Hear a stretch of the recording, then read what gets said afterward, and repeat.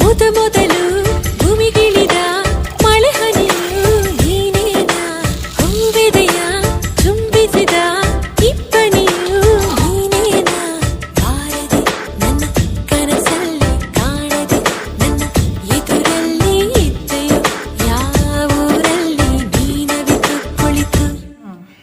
ಅಲ್ಲ ಮಳೆ ಹನಿಯಲ್ಲ ನಾನು ಹಿಂಗೋದಿಲ್ಲ, ಅಲ್ಲ ಇಬ್ಬನಿಯಲ್ಲ ನಾನು ಆರೋದಿಲ್ಲ.